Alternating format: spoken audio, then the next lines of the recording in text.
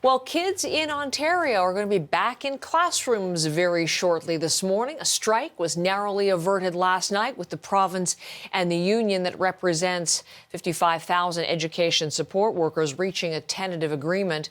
The union is not happy with the deal overall. This is a positive outcome for all the parties, but the biggest beneficiary of this deal is our kids. Listen, as a mom, I don't like this deal. As a worker, I don't like this deal. As the president of the OSBCU, I understand why this is the deal that's on the table. I think it falls short. I think it's terrible that we live in a world that doesn't see the need to provide services to kids that they need. The two sides did find agreement on wages, but the union says there's no new help in terms of services and guaranteed staffing levels. The tentative agreement now goes to a ratification vote later this week. And Megan Fitzpatrick is on the story. She's outside a school in Toronto to bring us the very latest on that tentative deal. Megan, good morning.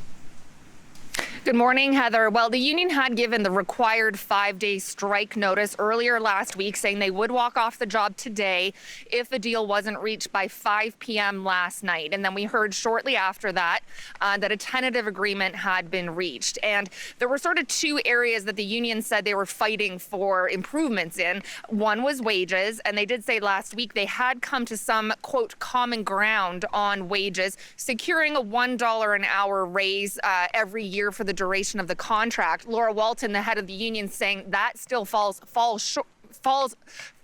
short of what these workers deserve. But they said they were also fighting for these student services, they said, which meant hiring thousands more staff. They wanted more custodians and librarians. They wanted an early childhood educator in every kindergarten classroom in Ontario. They did not get that, but Walton's saying they will keep fighting for that. And she had this message for parents. Take a listen. That fight does not end with one setback. We will keep representing your needs, and we will keep fighting for you and with you. We will keep pushing for the type of supportive, safe, and enriching schools and classes that all children deserve. We do not take your solidarity for granted. And she did make it very clear, Heather, she does not like this deal, but nonetheless, they are going to bring this tentative agreement to the members for a vote. She was saying essentially the government was making it clear they would not budge. They were not willing to make any investments or improvements, and that this was the deal they were going to get. And so now it's up to the members. Lecce, meanwhile, the education minister, Stephen Lecce, saying he's proud of this deal, that a tentative agreement was reached and that kids will be in class today.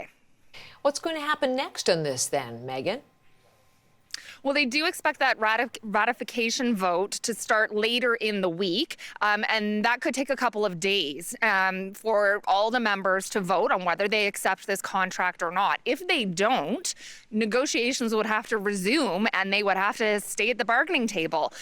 Parents should just know, Heather, they do have to give 5 days notice of any job action, so they can't just trigger it overnight. Parents would get some warning of any job action. But the other thing to keep in mind, here we're talking about education workers, not teachers. Teachers are represented by other unions, and they are also in the middle of contract talks with the government. So Lecce has been saying that this agreement last night means stability for kids and families in this province. But he was asked when he spoke to reporters last night, can you really guarantee that, given you still have negotiations going on with other unions? And if those don't go well, might there be some job action by those other unions? Here's a bit of what Lecce said in response.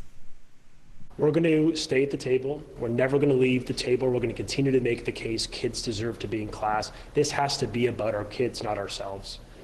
We've got to put them first, and this government has demonstrated reasonableness. We've demonstrated we're going to focus on children, on their mental, physical, and academic success, and we put them first every step of the way, which is why we're able to deliver a deal in partnership with our other parties that will provide some stability to children in Ontario.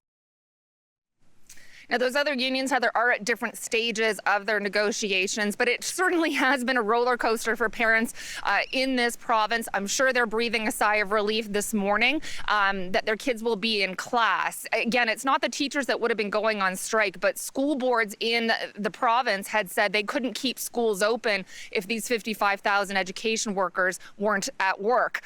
We'll hopefully be speaking to some parents this morning to get their reaction to all of this news. Looking forward to hearing what they have to say about all of this. Thank you very much, Megan Fitzpatrick, live in Toronto.